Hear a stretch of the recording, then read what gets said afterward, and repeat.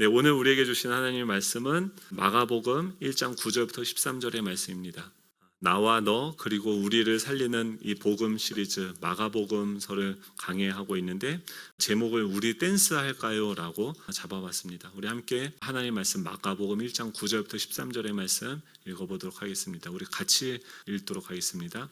그때 예수께서 갈릴리 나사렛으로부터 와서 요단강에서 요한에게 세례를 받으시고 또 물에서 올라오실새 하늘이 갈라짐과 성령이 비둘기같이 자기에게 내려오심을 보시더니 하늘로부터 소리가 나기를 너는 내 사랑하는 아들이라 내가 너를 기뻐하노라 하시니라. 성령이 곧 예수를 광야로 몰아내신지라. 광야에서 40일을 계시면서 사단에게 시험을 받으시며 들짐승과 함께 계시니 천사들이 수종 들더라. 아멘. 네, 우리가 복음서를 살펴보고 있는데 이 복음서를 바라보는 두 가지의 관점이 있습니다. 첫 번째는 뭐냐면 지금 이 마가가 로마에 살고 있는 불신자들에게 예수님이 어떤 분이신지에 대해서 소개하기 위해서 이 마가복음을 기록했습니다. 그러니까 사람들이 그 AD 64년에 그 로마의 박해가 일어나기 시작합니다. 그러면서 기이한 광경들이 일어나는 거예요.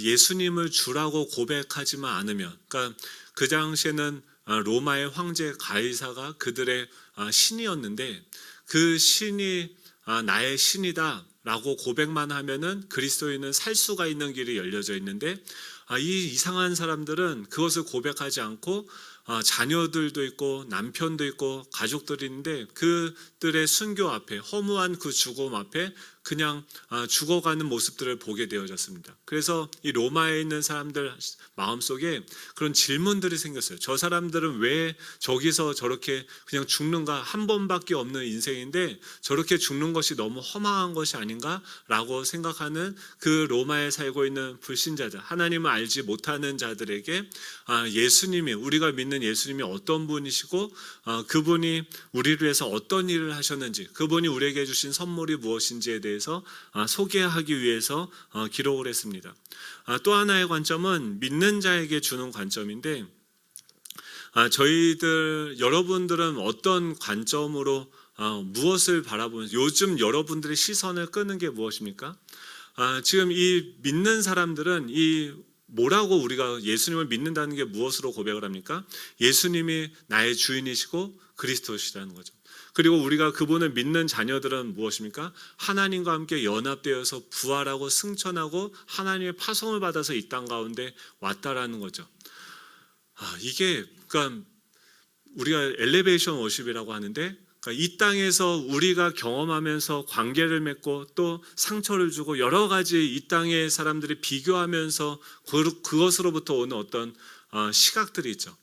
상처를 입고 어떻게 살아가야 되지? 이번 주는 왜 이렇게 힘들지 어렵지? 라는 생각들을 하게 되어지는 거죠. 그런 사람들도 있고 그렇죠. 네.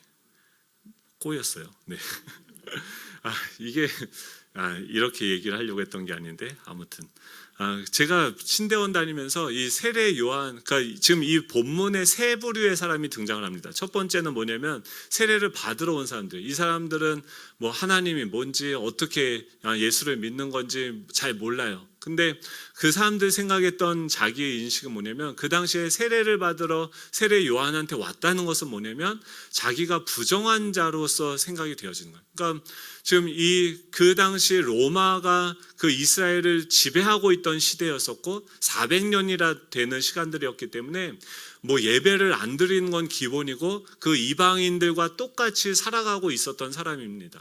근데 세례 요한이라는 사람이 어느 날 등장을 해서 자신들에게 회개하라, 하나님께서 너희들을 초대하고 계신다, 하나님께로 나아오라 라는 이야기들 하는 거예요. 선지자가 나왔구나, 이제 우리의 삶을 다시금 깨끗하게 나의 삶을 새롭게 변화시켜 주실 그 하나님이 나를 부르시는구나 하면서 이 세례 요한의 그 증거에 반응함으로써 그곳에 있는 내가 앞으로 지금 왜 사는지, 어떻게 살아가야 되는지, 내가 왜 변화되어지지 않는 것인지 그런 깊은 고민을 하고 있는 그 사람들, 찾는 이들이 지금 이 세례 요한에게 나왔어요. 또 한 부류의 사람은 누구냐면 세례 요한입니다. 세례 요한은 거기서 무엇을 하고 있습니까? 예수님에 대해서 소개를 하고 있어요. 그 예수님을 알고 싶어서 지금 그 자신의 부정결을 정결하게 하기 위해서 정결 예식을 하기 위해 나오는 그 사람들에게 예수님에 대해서 소개를 하는 것이었습니다. 이 세례 요한을 마태복음 11장 11절에 뭐라고 얘기하냐면 내가 진실로 너에게 말하노니 여자가 낳은 자 중에 세례 요한보다 더 큰 이가 일어남이 없도다. 그러나 천국에서는 극히 작은 자라도 그보다 크니라 라고 이야기를 해요. 여러분, 제가 놀라운 사실을 알려드리면 여러분들이 세례 요한보다 클까요? 작을까요? 클까요? 작을까요? 한번 그렇게 자기한테 얘기해 주시기 바랍니다. 너는 세례 요한보다 큰 자야. 지금 뭐라고 얘기하냐면 그 당시에 구약시대 가장 위대했던 선지자 세례 요한이다라고 얘기하고 구약의 마지막 선지자라고 얘기했는데 지금 그 세례 요한이 천국에서는 극히 작은 자라도 그보다 크니라라고 이야기를 하는 거예요.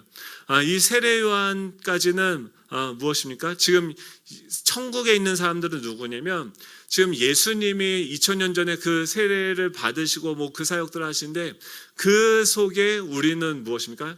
예수님을 믿음으로 그분과 연합되어져서 그분 안에 그분과 한 몸이 된 사람들이 바로 저와 여러분들인 거죠. 그렇기 때문에 그분이 십자가에 죽으시고 부활하신 그 사건이 나의 죄를 용서함 받는 사건이 되고 그가 의롭다함을 받는 그 사건이 예수님을 보면 죄가 하나도 없으시잖아요. 그런데 하나님이 예수님을 볼 때 어떻게 보시겠어요? 너무 기뻐하고 사랑스럽게 예수님을 바라보시겠죠.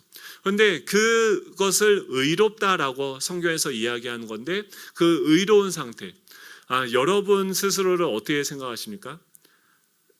나는 의롭다라고 생각을 하십니까? 자꾸 이런 질문하지 말라고 하는데 오늘 하지 말라는 것만 하고 있습니다.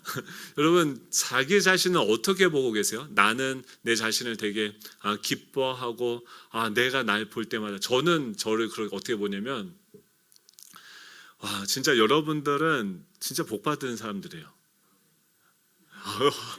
주여. 네. 왜 그러냐면 저를 만났으니까. 그러니까 왜 그러냐면 하나님께서 저를 사랑하시고 자녀로 삼아주셨어요. 그러니까 하나님의 자녀라고 한다는 것은 만약에 저 바다에 배가 한 척이 떠 있는데 풍랑이 일어요. 근데 거기에 하나님의 아들인 그 바울이라는 한 사람이 그 배 안에 있음으로 말미암아 그 바울 때문에 그 배에 있는 그 모든 사람들이 구원을 받게 되는 거죠. 우리가 이 땅에 있으면요, 우리의 능력이 뛰어나고 적고와 상관없이 우리가 있기 때문에 하나님께서 은혜를 부어주시는 그런 은혜가 있는 줄로 믿으시기 바랍니다. 우리가 그런 존재야. 그러니까 세례 요한보다 크다라고 하는 것은 지금부터 이제 예수님께서 하셨던 그 사역을 믿고 예수님이 완성하신 그 사역 뒤에 우리가 예수님을 믿었기 때문에 성령을 우리에게 부어주셨어요. 이게 무슨 말인지 좀 어려우시죠? 그런 거죠. 세례 요한의 관점이 있고 예수님을 바라보는 관점이 있어요. 제가 이거를 어떻게 설명할까 생각하다가 제가 신대원을 다닐 때 이 관점이 변화되어지는 시간들이 있었습니다. 그때가 언제냐면, 그러니까 이거 얘기하면은 하루 종일 얘기해야 돼요. 궁금하신 분들은 이따 끝나고 민창의심에 갔다 온 다음에 한 4시쯤에 교회로 오시면은 제가 한 3시간에 걸쳐서 자세하게 설명을 해드리도록 하겠습니다. 핵심은 뭐였냐면 제가 어떤 노숙자한테 주님이 그러신 거예요. 너 지갑에 있는 게 다 내 거냐 뭐 물어보시는 거예요. 그래서 그렇죠. 그때 제 돈에 제 지갑에 35,000원밖에 없었거든요. 그래서 이거 다 제 모든 소유가 다 주님의 것이죠 라고 얘기를 했는데 그러면은 그것을 교회에 온 노숙인이 있었는데 그에게 줄 수 있느냐 제가 잠깐 갈등을 했어요. 왜냐하면 그 당시 제 사례비가 많지 않았기 때문에 그 35,000원을 제가 아껴서 한 주를 더 살아야 되는 돈이었어요. 그런데 그 노숙인에게 그 35,000원을 주면 저는 다음 주를 어떻게 돼요? 그냥 쫄쫄 굶어야 돼요. 집에는 이미 돈이 다 떨어졌어요. 아내는 냉장고를 파먹고 계세요. 그렇기 때문에 조금 갈등을 했는데 그래도 하나님이 35,000원보다는 크지 않습니까? 그래서 기꺼이 하나님 드리겠습니다. 근데 조건을 달았어요. 그때 금요철야 예배가 있었는데 저희 그 교회 그 당시 교회 금요철야가 굉장히 늦게 끝났어요. 그래서 그 금요철야 끝날 때까지 저분이 계시면 내가 이게 하나님의 뜻인 줄 알고 드리겠습니다. 아멘 하면서 예배를 드렸어요. 그런데 갑자기 그날 그 이전에도 그 이후에도 그런 적이 없었는데 담임 목사님 저를 부르더니 돈을 줄 수 있는 거예요. 저희 셋째가 그때 뱃속에 있을 때고 출산이 얼마 남지 않은 때였는데 봉투를 주시는데 갑자기 봉투가 엄청 두꺼운 거예요. 그래서 빨리 화장실 가서 봤더니 얼마가 있냐면 30만 원이 들어있어요. 그 당시 저한테 30만 원은 엄청 큰 돈이죠. 근데 그 갑자기 자산이 얼마 됐어요? 33만 5천 원이 됐어요. 빨리 아까 줄 걸. 막 그렇게 막 고민하다가 기도도 그 어느 때보다 길게 했고요. 뭐 그렇게 해서 근데 그 노숙자가 작정을 한 거 온 것 같아요. 그러니까 네. 끝까지 남아서 결국은 그에게 다 주고 그 다음 주에 이제 빈털터리가 돼서 집에 있는 동전들 다 긁어 모아서 버스 2,700원 타고 사당에서 양지까지 사당까지도 얼마나 구질구질하게 갔냐면 저희 집 봉천동이었는데 총신대까지 가려면 버스를 타면 이렇게 쫙 돌아서 가는데 그냥 걸어서 가려면 산을 넘어서 가면 돼요. 그 산을 돈이 없으니까요 밥을 많이 먹고 갔거든요. 그러니까 그 산을 넘어가면서 배가 꺼지고 버스를 사당에서 타고 양지까지 가는데 돈 없으면은 괜히 막 그런 거죠. 배도 금방 꺼지고 구질구질하고 비참해지고 내가 일주일 동안 이 신대원 가서 이제 어떻게 살아야 돼? 하나님한테는 이미 섭섭하고 속상해요. 그래서 그러고서 이제 내려가고 있는데 이제 한 주간 뭐 그래 굶지 뭐 굶어서 한 주간 죽겠어 막 하면서 막 투덜투덜대면서 이렇게 가고 있었어요. 근데 맨날 가던 길이에요.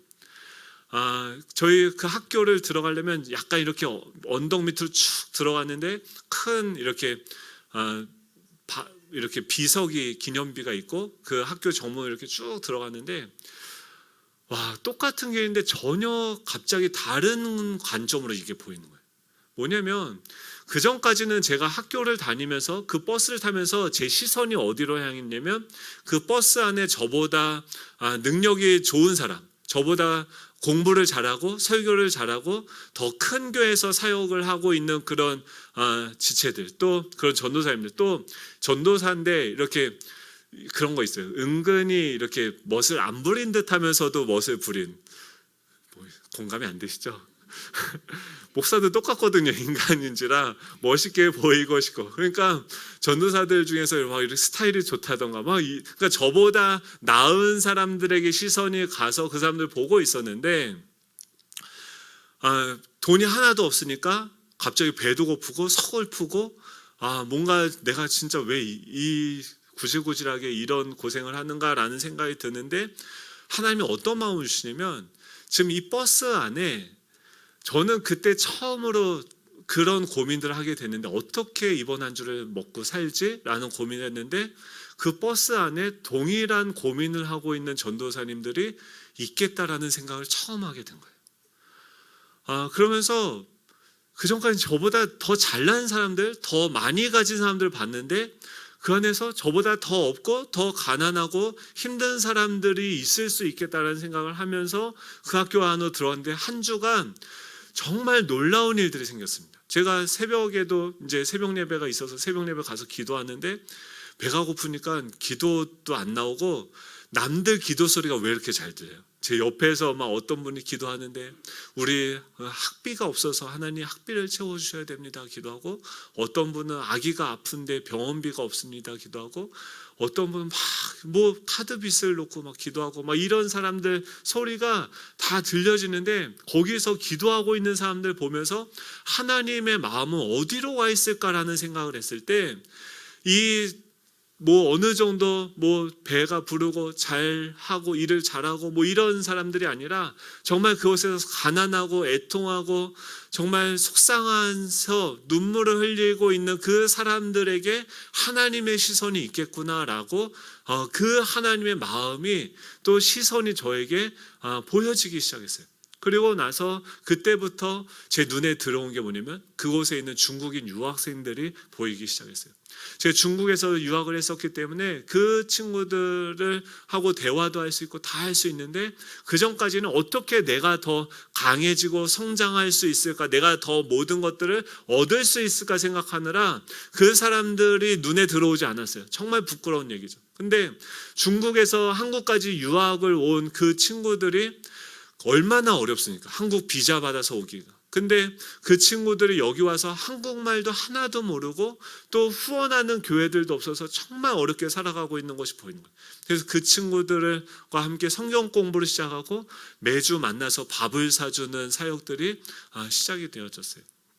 뭐냐면 세례 요한의 관점이에요. 세례 요한은 뭐냐면 예수님에 대해서, 예수님 밖에서 사람들에게 예수님을 소개하는 사람이에요. 그런데 그 세례 요한의 사역에서 세례 요한처럼 예수님에 대해서 예수님은 이런 분이야 라고 이야기하던 저였는데, 이제 그 예수님의 마음을 알고 예수님이 지금 누구를 바라보고 계시고 어떤 일을 하기를 원하시는지 그 예수님 안에 거하는 자로서 바라보고 사역하는 자로 변화를 받게 되어졌다라는 것이죠.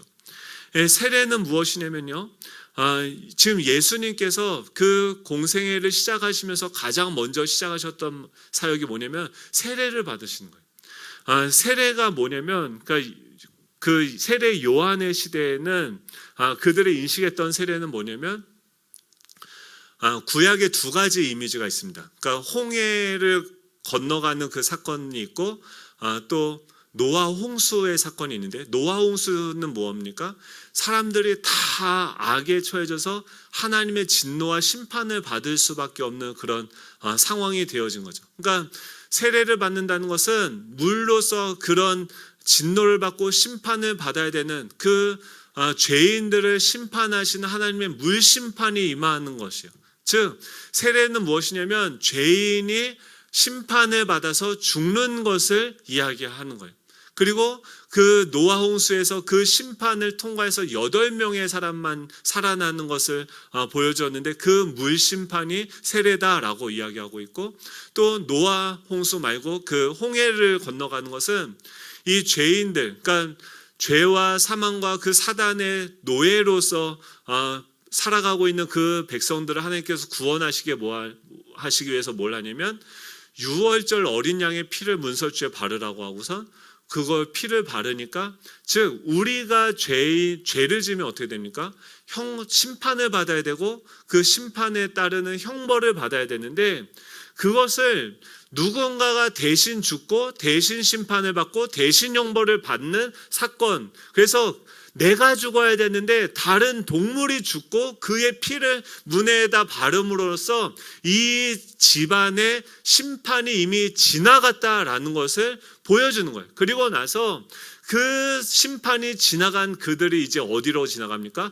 홍해를 건너가는데 물로서 그들을 깨끗게 하는, 이 피로서 그의 죄를 다 용서함 받고 심판을 받고 형벌을 받고, 그 다음에 물로서, 이게 뭘 얘기해요? 성막에서 보면 번제단에서 죄 사함을 받고 그 다음에 어떻게 해요? 물로 씻음을 받는 거죠. 그런 것들을 그런 것이 그들이 생각하고 있는 세례에 대한 개념이었는데, 즉 세례 요한이 지금 세례를 할 때 사람들이 와서 세례를 받는다는 것은 뭐냐면, 그 세례 요한에게 자기가 할례를 행하고 그동안 할례를 행하지 않던 사람들이 할례를 행하고 그 상처가 아물고 어느 정도 회복이 되어지면 이 세례 요한에게 와서 세례 요한이 물로 그를 푹 잠기게 했다가 다시 꺼내는 거예요. 그리고 그가 올라오면 그는 완전한 유대인이 되어졌다, 우리의 한 가족이 되어졌다라는 것을 인정하는 것이 그 세례 요한 시대의 세례였습니다. 사람들이 사방에서 다 몰려와서 이 세례 요한에게 내가 그 죄를, 내 상처를 다 씻음받고 치유함을 받아야지 하고 지금 이 세례 요한에게 나왔어요. 근데 지금 이 예수님이 지금 뭘 하냐면 그곳에 가서 나도 세례를 받겠다고 하는 거예요. 왕인데 지금 예수님이 이 땅에 오셔서 하셨던 사역이 이 복음 기쁜 소식이 시작이 됐다고 하는데 기쁜 소식이 시작이 됐습니다. 여러분의 삶에 기쁜 소식이 시작이 됐어요. 뭔 소리야 라고 하겠지만 성경에서는 분명하게 기쁜 소식이 시작이 됐다고 얘기해요. 그리고 그 기쁜 소식이 시작이 된 게 어떤 사역으로 예수님이 그 기쁜 사역의 시작을 예수님이 세례라는 사역을 통해서 시작을 하시는데 이걸 쉽게 자꾸 설명을 하려고 하더니 계속 덧붙이게 되죠. 네. 그게 뭐냐면 구약에 예수님이 그러니까 세례 요한이 뭐라고 하면 아니 어떻게 내가 예수님을 세례를 줍니까? 내가 예수님한테 세례를 받아야 되죠. 그러니까 왕이 와서 종한테 자기를 안수해 달라고 하는 거예요. 그게 말이 됩니까? 근데 예수님이 뭐라고 하면 너가 나를 세례함으로써 하나님의 의를 이루는 것이 합당하다라고 이야기를 해요. 그러니까 이게 뭐냐면 하나님이 원하시는 일이니까 너는 내가 시키는 대로 하라는 거예요. 그리고 세례 요한에게 예수님이 세례를 받으십니다. 근데 그것이 뭐냐면 예수님이 받으셨던 그 세례는 구약의 제사를 드릴 때 어떻게 하냐면 죄인들이 죄를 용서함 받을 때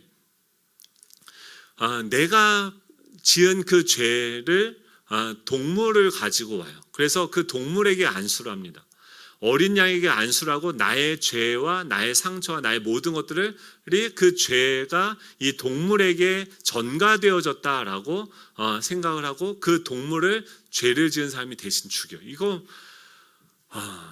이게 말도 안 되는 거죠. 근데 이거를 왜 하기 시작했냐면 아담이 처음에 죄를 범했을 때도 하나님께서 약속을 하신 게 있어요. 뭐라고 약속했냐면 너희들이 죄를 범했고 아담이 죄를 범하면 당연히 죽는다라고 얘기를 했는데 하나님이 아담을 죽이지 않으셨어요. 그리고 나서 뭘 했냐면 그 아담을 꼬셔서 죽게 만든 그 사단에 대해서는 내가 여자의 후손으로 너의 머리를 짓밟을 거야. 그 원죄를 일으킨 그 사단, 영적인 그 배후에 대해서는 그렇게 심판을 하시기로 약속을 하시고, 그리고 실수를 범한 이 아담에게는 어떤 행동을 하셨냐면 가죽옷을 지어 입히셨어요. 그것은 뭐냐면 이 아담이 죄를 범해서 죽어야 되는데 그 아담 대신에 다른 누군가가 다른 동물이 대신 죽었다라는 거예요. 왜 이런 방식으로 해야 되냐면 만약에 하나님이 죄를 범한 사람들을 그냥 용서해 준다고 한다면 이 세상의 공의와 법과 질서들은 다 없어집니다. 그렇기 때문에 하나님께서는 그 공의, 법, 질서도 지키고 또 하나는 그 사람도 살리기 위해서 어떻게 하셨냐면 무엇을 작정하시고 행하셨냐면 자신의 아들을 그 사람들의 죄를 대신해서 죽게 하시는 대신 형벌을 받게 하는 거예요. 만약에 예를 들어서 제가 빚을 민영세 전도사님한테 민영세 전도사님 이름이 영어로 하면 영세민입니다. 죄송해요. 영세민이에요. 근데 전도사님한테 제가 돈을 빌렸어요. 1조 원을 빌렸어요. 제가 빌려주실 거죠?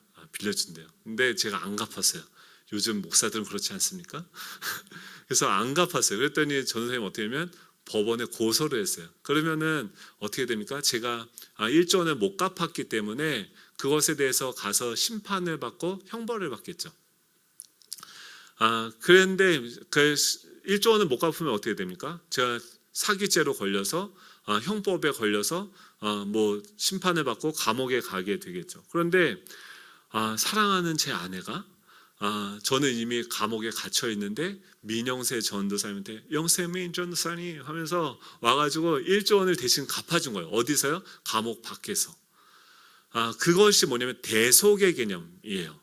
그러니까 저가 갚아야 될 것을 대신해서 제 아내가 대신 갚아준 거예요.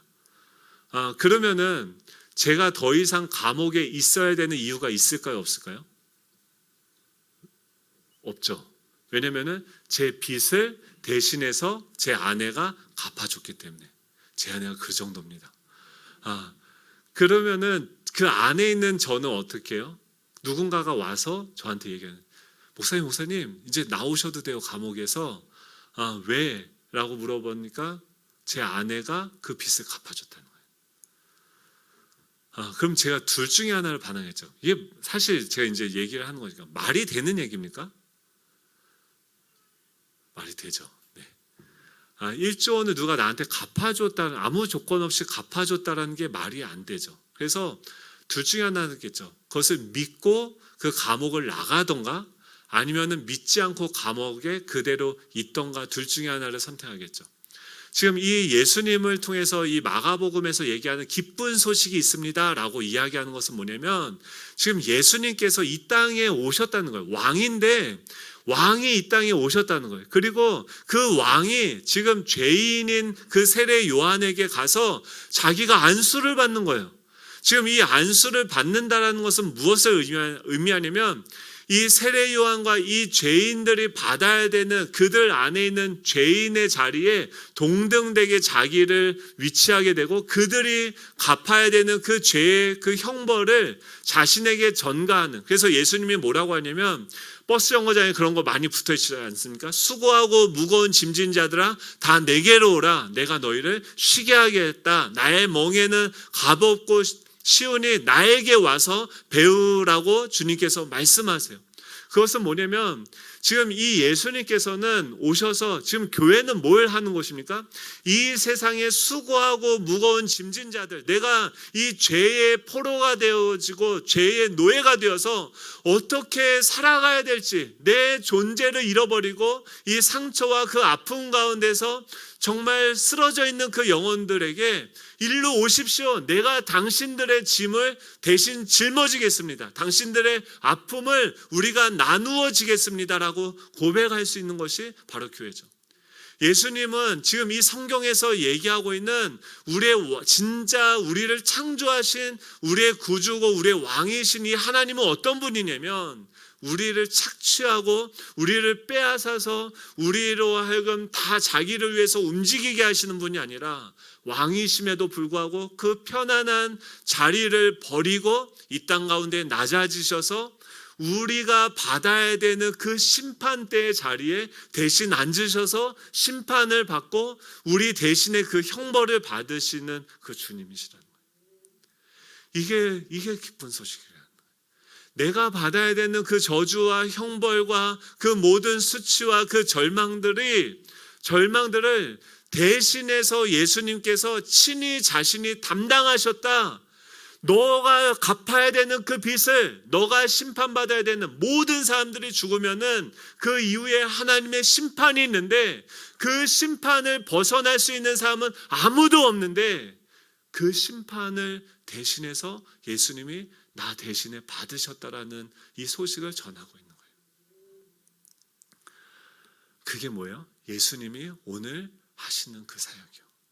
예수님은 이 땅에 오셔서요, 어디로 가십니까? 갈릴리 나사렛으로부터 와서 지금 어디로 가냐면 요단강에서 요한에게 침례를 받으시는, 즉 갈릴리 나사렛에서 요단강으로 나아가시는 일을 하고 계시는 거예요. 그리고 그곳에서 뭘 하냐면, 그 세상 사람들의 아픔과 연약함을 나의 아픔과 연약함으로 짊어지면서 그 십자가로, 그 대속의 은혜로 나아가는 일을 시작하셨다라는 거예요. 사랑하는 성도 여러분, 우리가 교회라는 것이 무엇입니까? 우리가 예수님 안에 거한다는 것은 무엇입니까? 지금 그 요한의 세례는 회개를 하게 하는 세례지만, 예수님의 세례는 무엇이에요? 이미 그분과 연합되어져서 우리가 함께 다시 새로운 생명으로 태어나게 된 거예요. 예수님을 믿는다는 것은 뭐냐면, 예수님이 우리를 위해서 어떤 분이시고 어떤 일을 하셨는지를 믿는 건데, 그분은 우리를 위해서 어떤 일을 하셨습니까? 왕의 지위를 버리시고 온 우주보다도 더 크신 분이, 더 비싼 분이 나를 위해서 생명값을 대신 내어주신 거예요. 갚아주신 거예요. 형벌을 받아주신 것을. 그것을 믿는 자에게 하나님의 자녀가 되는 권세를 주시고 우리의 죄를 용서해 주시는 거예요. 사랑하는 성도 여러분, 여러분들은 이 죄를 사함받으신 줄로 믿으십니까? 네, 하나님이 여러분들을 누구든지 나를 믿기만 하면, 예수님을 믿기만 하면 하나님의 자녀가 되는 권세를 주셨다라는 것을 믿으십니까? 그러면 우리가 하나님의 의를 받은 존재, 그러니까 하나님이 나를 바라보실 때, 여러분들을 바라보실 때 어떻게 여러분을 보실까요? 기쁨을 이기지 못하는 거예요. 하나님이 나를 어떻게 보시냐면, 내가 널 사랑해, 너는 내 사랑하는 아들이야 라고 주님께서 말씀하십니다. 예수님은 어떤 일을 하셨냐면, 그러니까 예수님의 몸된 교회는 어떤 일을 해야 되냐면, 우리는 하나님과 연합되어져서 하나님이 이 땅을 다스리시는 그 사역에 참여하는 자들이에요. 그래서 하나님이 우리를 이 땅 가운데 보내시는 거죠. 근데 어디로 보내십니까? 갈릴리 나사렛으로 보내서 우리가 성장하게 하세요. 그리고 그 성장은 무엇을 위한 성장이냐면, 지금 이 시대의 아픔들, 이 세상에 고통받고 있는 그 사람들을 사랑하고 그들의 아픔을 내가 짊어지고 그들을 살리고 돕기 위한 그 자리로 나아가기 위한 성장이에요. 이 갈릴리 나사렛에서 예수님이 30년 동안 성장하시고 지금 어디로 갑니까? 이제 그 타인의 고통을 짊어지는 그 세례의 장소로 가셔서 세례 요한을 통해서, 그 사람을 통해서 그들의 아픔을 듣고 내가 그 아픔을 같이 나누는 일들을, 그 사역을 시작하신 거예요. 우리 예수정한교회가요, 이 사역을 하는 교회가 되면 좋겠어요. 이 세상에 아프고 고통받고 있는 그 사람들을 불러서 그들의 아픔을 듣고 그들을 돕고 그들을 살리고 사랑하는 그런 교회가 될 줄로 믿습니다. 그것을 위해서 무엇을 해야 돼요? 갈릴리 나사렛에서 먼저 내가 자라가야 돼. 자라간다는 것은 뭐냐면, 하나님이 나를 얼마나 사랑하시는지, 또 하나님이 나를 얼마나 기뻐하시는지를 내가 알고 믿는 것에 거하는 거예요. 하나님이 성경에서 뭐라고 하냐면, 우리를, 하나님을 믿는 그 자녀에게는 하나님의 자녀가 되는 권세를 주셨고 우리를 의롭다라고 하셨어요. 그 말은 뭐냐면, 하나님이 보시기에 우리에게 점도 흠도 조금도 부족함이 없다라고 주님은 우리를 그렇게 봐주신다는 거예요. 실제로 우리가 그렇게 탁월하고 능력이 있는 것이 아니라 하나님이 우리를 그렇게 이쁘게 봐주시기로 결심하셨다는 거예요. 그런 관점으로 내 자신을 바라보는 데서 우리는 성장하기 시작해요. 그러고 나서 예수님께서 이제 그 세례를 받는 장소로 갔을 때 그 기름 부으심이 있어요. 그러니까 그 10절이죠. 우리 10절 말씀 같이 읽어볼까요? 시작. 곧 물에서 올라오실 때 하늘의 갈라짐과 성령이 비둘기같이 자기에게 내려오심을 보시더니.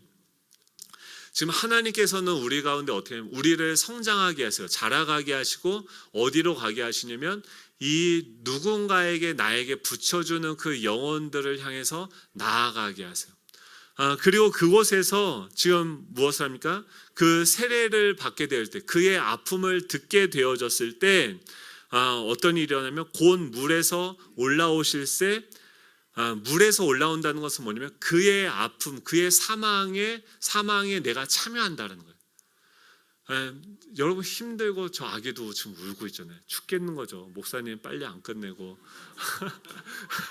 그 참여하느라 저렇게 고통받고 있는데, 그 아픔, 울음에 참여하는 것이 곧 물에서 올라오는 거죠. 내가 함께 그와 연합되어져서 올라오는 거예요. 근데 그때 어떤 일이 일어나냐면, 지금 하나님이 기뻐하시는 사역, 지금 하나님이 기뻐하시는 게 뭡니까? 그 사역을 할 때 하늘이 갈라짐과 성령이 비둘같이 자기에게 내려오심을 보시더니라고 얘기해요. 지금 이 하늘이 갈라졌다라고 하는 것은 뭐냐면, 그 당시 사람들은 이 하늘의 개념을 어떻게 생각하냐면, 지금 우리가 눈에 보이는 이 파란 하늘이 있고요, 그 위에 사단이 지배하고 있는 어둠의 공중의 권세 잡은 자가 있는 그 하늘이 있다고 생각을 했고, 고대 사람들은 그렇게 생각을 했어요. 그 위에 하나님이 있는 하늘이 있다라고 생각했어요. 그래서 그들은 내가 지금 이렇게 고통받고 어렵게 되는 것은 이 영적인 세계에 그 어둠의 권세들이 이렇게 우리를 고통받게 하기 때문에 내가 그 속에 사로잡혀서 이렇게 힘든 거야 라고 생각을 했는데, 그 어둠의 하늘, 그 위에 계신 하나님의 하늘에서 어떻게 우리 가운데 임합니까? 그 하나님이 하늘을 갈라짐이라고 하는 것은 이 톤 오픈이라고 하는데 찢어서 열렸다는 거예요. 즉 하늘에 계신 그 하나님이 우리를 포로되게 하고 우리를 보지 못하게 하고 우리를 고통받게 하고 있는 그 어두움, 우리를 둘러싸고 있는 그 상황들을 찢어버리시고 그 우리의 상황 가운데로 들어오신다는 거예요. 여러분 이게 뭐냐면 우리가 자라가서 지금 저희들이 1:1 제자 양육을 합니다. 당신은 행복하십니까를 하는데 많은 분들이 그렇게 얘기해요. 내가 이거를 양육을 받을 때는 뭐 모르겠는데 누군가를 양육할 때 내가 이걸 어떻게 해야 될지 모르겠다라고 얘기해요. 여러분 걱정하지 마세요. 그 자리에 가시면은 이 하나님께서 경험하게 하신 그 자리에 가야지만 경험하게 되어지는 게 있어요. 그게 뭐냐면 성령의 기름 부으심이에요. 성령의 기름 부으심은 뭐냐면 하나님께서 기름을 부어주세요. 그걸 누구한테 부어주냐면 지금 제사장이나 선지자나 왕이나 그 나이가 되어서 하나님의 사역이 시작이 될 때 하나님이 그 사역을 시작하실 때 뭐하냐면 기름을 가지고 와서 그에게 붓습니다. 그런데 지금 그 기름 부으심이 있을 때 지금 이 예수님이 하나님의 그 사역에 참여함으로써 시작할 때 지금 하나님이 어떻게 해요? 그 하늘문을 하늘을 찢으시고 그를 지배하고 있는 그 로마의 그 우중충하고 어둡고 부정적인 그 분위기를 다 찢어버리시고 그 가운데 뭘 기름 부어주세요? 성령으로 기름 부어주시는 거예요. 여러분 양육자를 해보시면은 어렵지 않아요. 모르면 그냥 그 양육자 그 책을 가지고 같이 읽으시면 돼요. 자세하게 쉽게 다 설명이 되어 있어요. 근데 그것을 읽고 그 자리에서 하나님의 뜻에 순종해서 지금 어디로 간 거예요?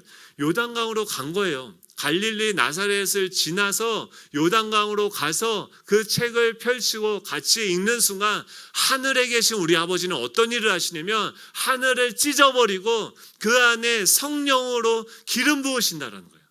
근데 여기서 비둘기같이 성령이 임하셨다라고 하는 것은 뭐냐면 창세기 1장 3절에 하나님께서 빛이 있으라고 말씀하시니까 빛이 있었고 이 하나님의 영이 그 수면 위에 운행하시니라 라고 하는데 그 운행한다, 하나님의 성령이 운행한다라는 것이 뭐냐면 그 닭이 새가 알을 품고 창조를 하는 것과 같은 그것을 이 운행하신다라고 하는 것인데 그것은 뭐냐면 하나님이 성령을 통해서 창조의 역사를 이루어 가신다라는 거예요.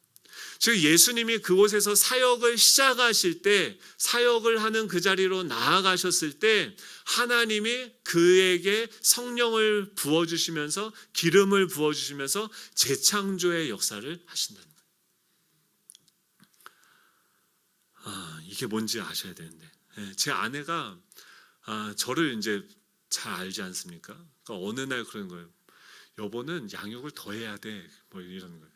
와 진짜 자기 사역 아니라고. 근데 요즘엔 아내도 양육을 시작했어요. 근데 제가 뭐 양육이 없을 때는 그러니까 아내가 저를 보니까 언제 저 인간이 제 아내가 저한테 인간이라고 하진 않습니다. 제가 생각하는 인간은 존칭이에요. 네, 저 인간이 언제 활발하고 막 이렇게 빛이 나나 봤더니 양육하느라고 바쁘면 이상하게 시들고 힘들다가도 누군가 만나서 양육하고 오면 살아나는 거를 아내가 보는 거예요.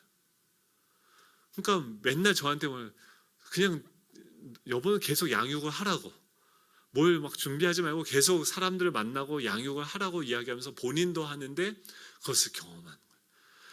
자기도 어떻게 해야 되는지 모르겠다라고 하다가 그 자리에 가니까 하나님께서 기름 부어주시는 것을 경험하게 되고 제가 전에도 간증했듯이 저보다 더 난리가 났어요. 여러분 하나님께서 지금 일하고 계세요. 하나님이 기뻐하시는 곳이 있어요. 제가 예전에는 뭘 봤다고요? 세례요한의 관점으로 봤다고요. 내가 어떻게 하면 더 가질까? 내가 어떻게 하면 더 많은 것들이 준비되어질까? 내가 어떻게 하면 더 멋있게 보일까?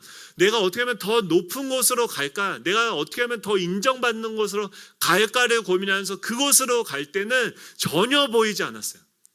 근데 하나님께서 저에게 은혜를 주셔서 제가 순종함으로 내가 죽고 나니까 하나님이 내 안에서 어떤 일을 하고 계시는지가 보이는 거예요.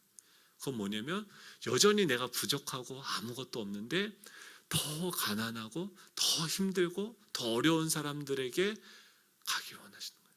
그분에게 주님의 시선이 있고 주님의 마음이 거기에 있는 거예요. 근데 제가 그 아무것도 모르는 철부의 제가 그곳으로 갔더니 하나님께서 거기서 부어주시는 기름이 있는 거예요. 그리고 나서 거기서 그 사역에 기름 부으심이 있다는 거예요. 그 기름 부으심을 사모할 수 있는 저와 여러분 되시기를 간절히 소망합니다. 두 번째는 뭐냐면 11절이죠. 같이 읽어볼까요? 시작. 하늘로부터 소리가 나기를 너는 내 사랑하는 아들이라 내가 너를 기뻐하노라 하시니라. 거기에 가니까 그 자리에 가니까 하늘이 찢어지면서 하나님의 임재가 우리 가운데 임재하면서 거기서 무슨 소리가 들냐면 너는 내 사랑하는 아들이라 내가 너를 기뻐하노라. 이거를요 그 C.S. 루이스라는 사람이 이렇게 표현을 했어요. 뭐냐면 지금 이걸 하는데 하나님이 지금 성부 하나님이 성자 예수님한테 뭐라고 얘기하면 내가 널 사랑하고 내가 널 기뻐한다라고 이야기하는데 지금 이 장면을 오늘 제목이 이거죠. 우리 댄스 할까요? 라고 했잖아요. 이것을 C.S. 루이스가 뭐냐면 거룩한 춤이다. 하나님은 정적인 분이 아니라 그냥 책 속에 있는 어떤 그런 분이 아니라 지금 이 성부 하나님, 성자 예수님, 성령 하나님 뭐 하냐면 같이 막 너무 춤이 뭔지 여러분 춤 좋아하세요? 춤 추는 거 좋아하세요? 전 춤 추는 거 되게 좋아했었거든요. 예전에 나이트 많이 다녔습니다. 춤이 뭐냐면 그 감정, 그러니까 기쁨이라는 것을 그 안에 기쁨이 최고조와 극에 다다랐을 때 그것을 내가 어떻게 그 기쁨을 표출할 수가 없어서 표현하는 최상급의 표현이 뭐냐면 그 기쁨의 감정에 따라서 내 몸을 움직이는 거예요. 그게 뭐냐면 거룩한 춤이에요. 근데 지금 이 장면을 보면서 C.S. 루이스가 뭐라면 이 거룩한 춤을 추고 있는 그 삼위 하나님의 모습을 보이는 거예요. 성부 하나님이 지금 자신의 아들이 자신이 기뻐하는 그 내가 지금 죽어가는 그 영혼들에게 상처 입은 그 영혼들에게 가서 그의 짐을 대신 짊어지고 나누어지는 거예요. 그것을 보면서 성령 하나님은 기뻐서 하나님의 마음과 하나님의 존재와 하나님의 능력을 거기에 부어지는 거예요. 이 교회는요, 여러분 금과 은으로 사람을 살리는 것이 아닙니다. 금과 은이 나에게 없다 할지라도 나사렛 예수 그리스도의 이름으로 그 영혼에게 그냥 나아가시면 돼요. 여러분 뭐가 더 필요하지 않습니다. 지금 여러분들의 믿음으로써 그 영혼들 도움이 필요한 여러분들에게 붙여주는 그 영혼들에게 나아가서 그분들을 위해서 기도하고 그분들을 축복할 때 하나님이 여러분들에게 성령의 기름 부으심을 허락하는 거예요. 여러분들을 그곳에서 만나서 같이 이야기를 들어주는데 같이 밥을 먹는데 그분을 위해서 그냥 기도해 주는데 그곳에서 성령이 비둘기같이 임하고 내가 지금 너를 기뻐하고 내가 너를 그가 너로 말미암아 기쁨을 이기지 못하며 너를 잠잠히 사랑하시며 너로 말미암아 즐거이 부르며 기뻐하시리라 라고 이야기하는 거죠.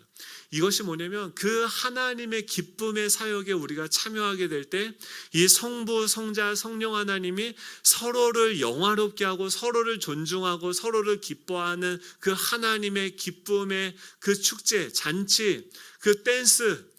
여러분 돌아온 탕자가 그곳에 왔을 때 그 아버지의 모습을 생각을 해보십시오. 신발이 벗겨진 것도 모르고 그 아들에게 찾아가서 내 잃어버린 내 아들이 나에게 왔구나. 우리 다 모이자. 내 곡간을 다 풀자.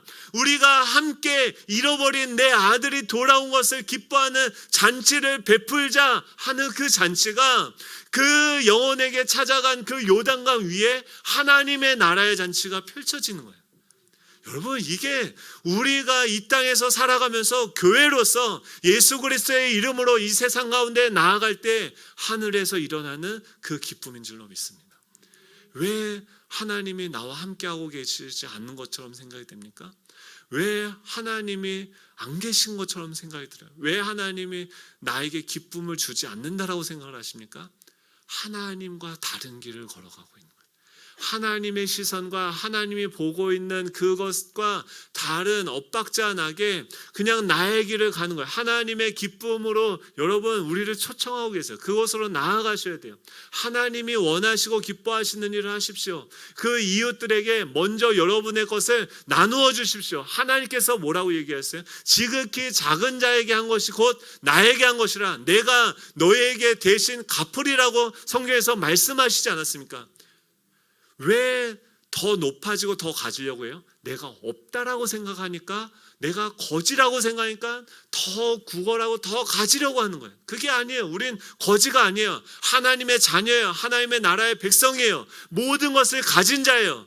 언제 그것이 확인됩니까? 나의 것을 나누어 줄 때, 나의 시간을 나누어 주고, 나의 물질을 나누어 주고, 나의 감정을 나누어 주고, 그 사람들을 위해서 금과 은이 없다 할지라도 내 존재로 그에게 나아갈 때 하나님께서 성령을 부어주시고, 그때 뭘 깨달아요?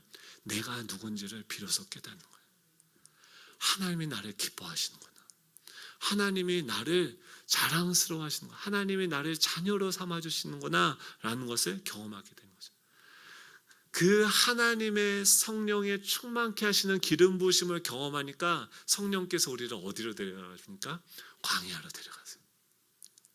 40일 동안 시험을 받게 하세요. 근데요, 그것이 나에게 아무것도 아닌 게 되는 거예요. 왜 시험에 걸려 넘어집니까? 가난하니까 시험에 걸려 넘어지는 거예요. 사람들이 아무리 나한테 이 천치 바보 멍청이라고 약 올려도 내가 하나님이 나를 기뻐하시고 나를 사랑하신다라는 이 믿음이 내 안에 확실하게 있다고 한다면 그 사람이 나를 어떻게 보든지 그것으로부터 자유하게 되어지는 거예요. 지금 통장에 잔고가 없다 할지라도 이 하나님이 나의 아버지가 되어주신다라는 이 사실이 지금 성령의 임재하심으로 내가 날마다 확실한 증거로 내가 동행하게 되어진다고 한다면 어떻게 됩니까? 그것과 상관없이 베풀고 섬기고 또 하나님께서 공급해 주시는 것들을 경험하게 되는 이 하나님의 나라의 비밀을 우리가 경험하게 되어질 줄로 믿습니다. 사단이 와서, 뱀이 와서, 독사가 와서 나를 무는데, 이 상처 입은 사람들이 와서 나를 공격하는데, 지금 나는 그 사람한테 사랑한다고 내가 선의를 베품에도 불구하고 그것을 원수로 갚는데, 그 원수로 갚음이 하나님의 사랑으로 최선으로 변화되어져서 십자가의 능력으로 변화되어져서 그 사람을 살리고 세우고 사랑하는 그 능력을 경험하게 되어지는 것이 저와 여러분의 부르심인 줄로 믿습니다. 나라와 권세와 영광과 능력이